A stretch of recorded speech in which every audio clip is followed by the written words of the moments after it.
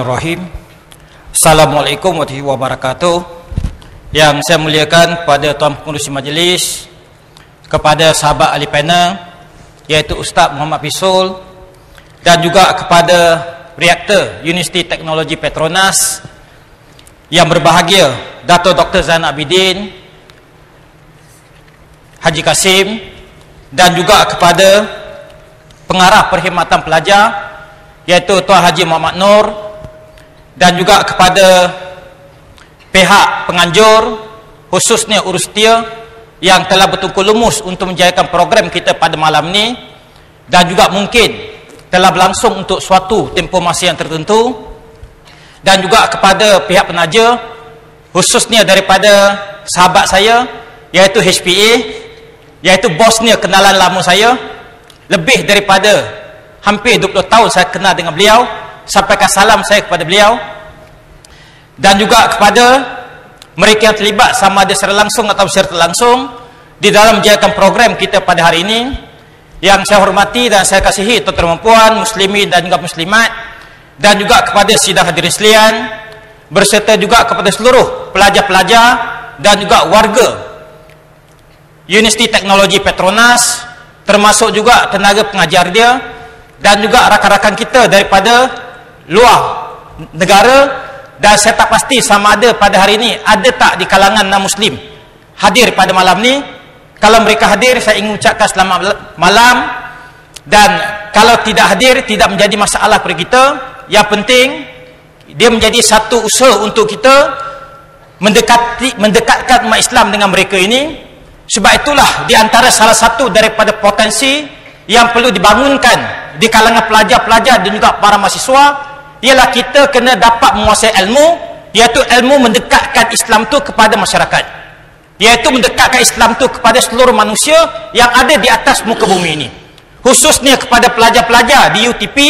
Walaupun mereka belajar berkaitan dengan teknologi petroleum, berkaitan dengan kejuruteraan dan juga seumpamanya, tetapi ini tidak bermakna bahawa pelajar-pelajar tidak boleh menguasai ilmu-ilmu yang lain, termasuk juga ilmu yang berkaitan dengan sosiologi, psikologi, antropologi, termasuk juga ilmu yang paling penting yang mesti ada pada setiap daripada mahasiswa muslim, ialah penguasaan terhadap agama Islam. Sebab kalau kita tidak dapat menguasai agama Islam, bermakna kita tidak akan dapat melaksanakan tanggungjawab kita untuk menjaga agama Islam, terutamanya dalam perkara yang berkaitan dengan mempertahankan akidah Islamiah. Sebab itulah para mahasiswa mesti mempunyai kepekaan, mesti peka dengan apa yang berlaku dalam persekitaran kita, yang berlaku kepada umat Islam pada hari ini, termasuk juga peka terhadap hal ehwal antarabangsa. Bagaimana umat Islam di Palestin, mereka telah dibunuh, mereka telah diseksa, mereka telah ditindas untuk sekian lamanya. Tetapi dalam masa yang sama, kita jangan pula lupa bahawa di dalam masyarakat Islam di Malaysia ini, kita juga sedang diancam. Bagaimana persoalan yang berkaitan dengan hakikat akidah telah menjadi semakin serius, iaitu umat Islam telah dimurtadkan, masuk agama Kristian, masuk agama Hindu, masuk agama-agama yang lain, termasuk juga agama Bahai, yang nampaknya semakin berleluasa daripada semasa ke semasa. Tuan-tuan dan puan yang saya hormati sekalian, sebab itulah tanpa kepekaan bukannya pekak. Peka dengan pekak tak sama. Bermakna kita mesti peka. Kalau kita peka itu, sudah tentu kita akan menggabungkan diri dengan pelbagai usaha yang boleh mempertahankan agama Islam. Sebab itulah kami daripada gabungan NGO Islam, baru-baru ini kami telah hantar surat memorandum kepada pihak berkuasa. Kami telah menyuarakan bantahan kami terhadap pembinaan gereja yang paling besar di Asia Tenggara, di Putrajaya. Dato' dan puan dapat tak maklumat tersebut? Ini tunjukkan bahawa kita tak peka. Kita masih lagi dalam keadaan yang tidak prihatin. Dan kita buat bantahan itu bukan kerana kita tak bagi orang Kristian buat gereja. Kita hormati agama Kristian, kita hormati agama-agama orang bukan Islam. Tetapi kita merasakan bahawa pasal apa mereka nak buat gereja dekat Putrajaya, sedangkan Putrajaya itu majoriti penduduknya merupakan daripada kalangan kaki tangan kerajaan yang beragama Islam. Jadi kita tak nampak munasabahnya buat gereja dekat Putrajaya. Bukan saja tidak ada munasabah, tidak ada munasrawak untuk berbuat demikian. Tuan-tuan dan puan yang saya hormati sekalian, dan kalau mereka nak buat gereja, buatlah di tempat yang ramai penduduk orang Kristian ataupun ramai penduduk orang-orang bukan Islam. Dan kalau ikut dia punya plan dia, kita dah tengok dia punya plan pembinaan gereja itu, apabila gereja itu siap nanti, dia akan terletak di PICC, iaitu Putrajaya International Convention Center, berhampiran dengan KLIA. Jadi apabila gereja itu siap nanti, dia punya struktur bangunan dia akan menyerupai seperti salib.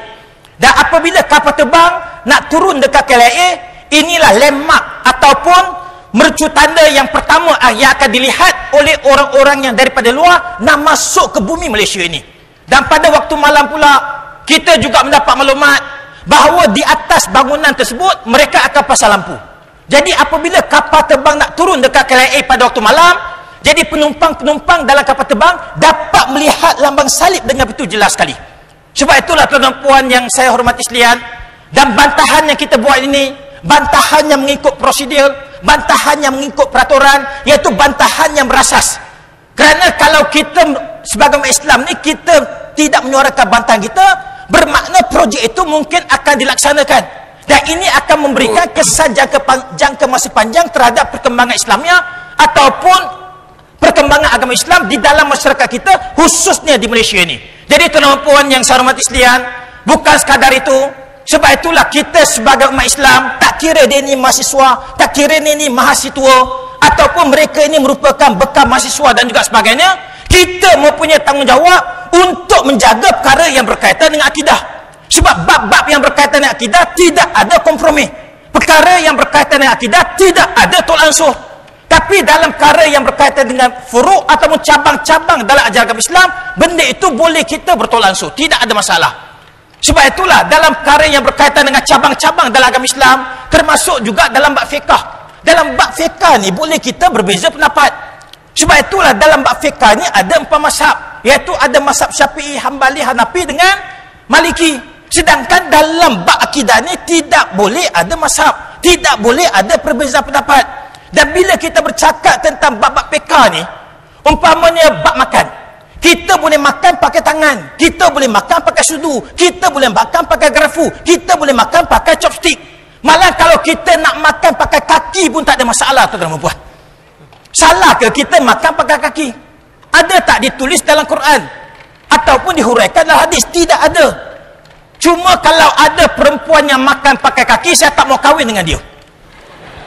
Sebab tak hormat, sebab tak sopan, tak elok mata mandang, melainkan yang cacat, yang tidak berkemampuan menggunakan tangan dia. Itu tidak ada masalah. Iaitu benda bab makan. Begitu juga dengan bab-bab yang berkaitan dengan makanan itu sendiri. Yang confirm, yang tak boleh kita nak makan, dan di kalangan ulama, di kalangan sarjana, di kalangan semua umat Islam tidak ada perbezaan pendapat, ialah persoalan yang berkaitan dengan babi. Babi ni kita tak boleh makan. Babi itu tak boleh kita sentuh. Kalau kita sentuh, kita kena samak. Cuci sekali dengan air tanah, 6 kali dengan air muklak ataupun air yang bersih. Itu cara kita buat samak. Tetapi bila kita bercakap tentang babi ni, saya pelik sikit. Kalau sebut tentang babi ni, orang Melayu cukup sensitif. Orang Melayu ni rasa nak termuntah. Kalau sebut tentang khinzir, kurang nak termuntah. Padahal di antara babi dengan khinzir, saya nak tanya tuan-tuan puan, kalau kita tengok pada muka dia, sama ke tak sama? Khinzir dengan babi tu, kalau kita pandang daripada belakang, depan, kiri, kanan, atas, bawah, pandang sisi dan juga sebagainya, semua sama. Pasal apa dengan satu kita sensitif, dengan satu kita tak sensitif? Begitu juga dengan anjing. Anjing ni ada sedikit perbezaan pendapat. Sebab itu dalam bab fiqh, anjing ini ada 3 pendapat. Satu pendapat mengatakan anjing tak boleh kita makan, tak boleh kita sentuh. Dan satu lagi golongan ulama berpendapat bahawa anjing tak boleh kita makan, dan anjing ini boleh kita sentuh ketika bulunya dalam keadaan kering. Tapi kalau bulunya dalam keadaan basah, kita tak boleh nak sentuh. Satu lagi pendapat ulama mengatakan bahawa anjing tak boleh kita makan, cuma bahagian yang tak boleh disentuh ialah air liur dia, ataupun hinggus yang keluar daripada hidungnya. Itu bahagian yang tak boleh sentuh. Nampak tak ada perbezaan pendapat berkaitan dengan perkara anjing ini?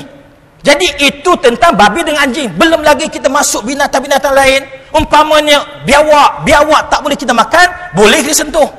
Ular tak boleh kita makan, boleh kita sentuh. Harimau tak boleh kita makan, boleh kita sentuh. Pernah tak kita sentuh harimau? Gajah pula macam mana tuan-tuan dan puan? Saya nak tanya, boleh tak kita orang Islam ni makan gajah? Ustaz macam mana? Boleh tak makan gajah? Dia senyum je. Kalau senyum ni kita faham-faham je lah.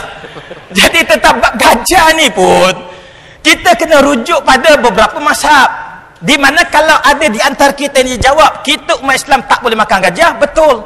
Kalau ada orang jawab boleh makan gajah pun betul.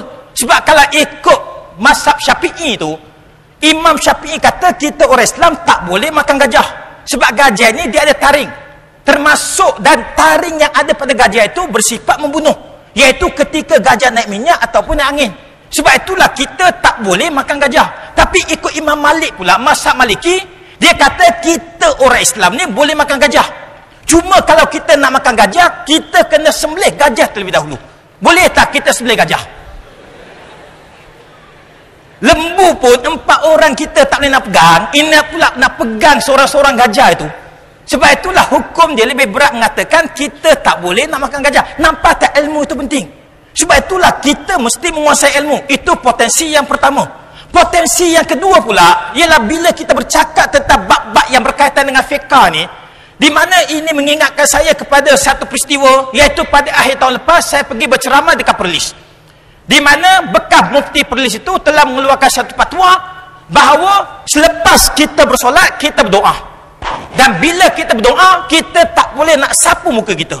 Kalau kita sapu muka kita tu, orang itu boleh sesat. Orang itu boleh terkeluar daripada akidah Islamiah. Jadi saya pun terfikir, takkan sapu muka tu boleh rosak dari segi akidah. Benda tu kan furuk. Kalau lepas kita berdoa tu, nak sapu boleh. Tak mau sapu pun tak jadi masalah. Nak sapu tiang pun lagi tak ada masalah. Sebab ada hadis mengatakan, Nabi selepas doa, Nabi sapu tiang. Jadi benda-benda itu furuk. Disebabkan kita orang Islam lah banyak bercakap tentang benda remeh-temeh, menyebabkan pokok persoalan yang paling utama kita abaikan. Ini menyebabkan kita kehilangan banyak potensi, khususnya di kalangan para mahasiswa yang setengah-setengah daripada mereka bercakap benda yang remeh-temeh. Sebab itulah alhamdulillah akhirnya umat Islam sudah boleh faham bahawa usaha daripada Persatuan Cina Muslim Malaysia untuk melihat pembinaan satu masjid Cina semakin hampir menjadi realiti. Dan umat Islam telah menyatakan sokongan dia, iaitu 2 hari lepas Menteri di Jabatan Perdana Menteri Datuk Seri Zahid Hamidi telah mengumumkan telah akan memberikan peruntukan sebanyak RM1 juta sebagai dana awal untuk membina masjid Cina yang pertama di wilayah persekutuan. Alhamdulillah. Dan beliau juga menyatakan bahawa setiap sen yang kita kutip, pihak kerajaan akan